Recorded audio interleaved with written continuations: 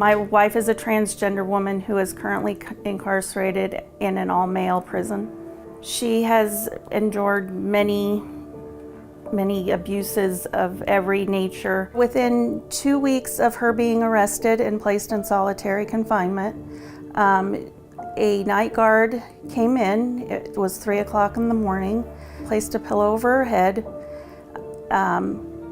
raped her, and then before he left, he said that if she said anything, if she reported it to anybody, that he would make sure that she was dead. She was then transferred to Hardeman County, where she stayed for 5 months. She experienced very vicious sexual assaults at Hardeman County. 3 inmates immediately approached her once she arrived.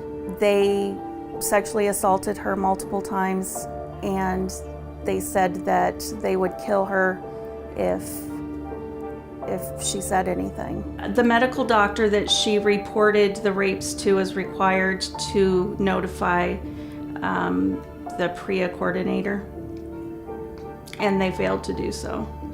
October 2016, she found out that she was HIV positive. Lainey, I know for a fact, did not have HIV before October 2016.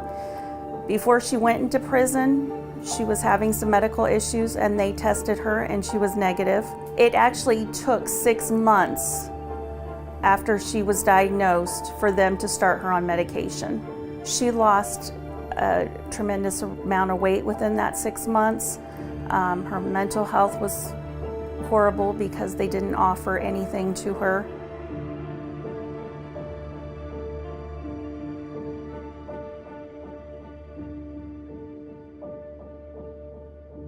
The Prison Rape Elimination Act is an act that was passed in 2003 by the U.S. Congress. It was an act that advocates were concerned about sexual abuse and confinement of inmates, and there were standards that were issued in 2012 to ensure that those who are most vulnerable are protected. I'm an example of that, and Lainey's also an example of that.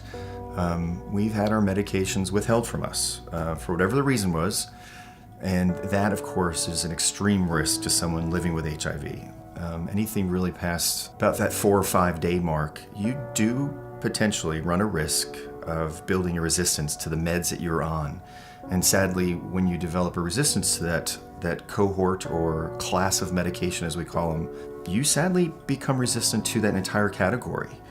So you're then limiting the scope of any other medications and prophylaxis for even post-incarceration, what that person, can then be on and keep their viral load suppressed and be undetectable, which would be, you would hope, the PREA folks would understand, the prison system would understand that as we either test, acknowledge, and get treatment, or continue the treatment of people who are entering who are already HIV positive, and they should know that as they enter. They did with me.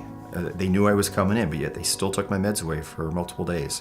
There should be a standard of care, and every facility should ensure that whatever inmate has been contracted HIV as being sexually assaulted in their facility, that they're receiving the top formulary for HIV and not receiving medication just because it's cost effective.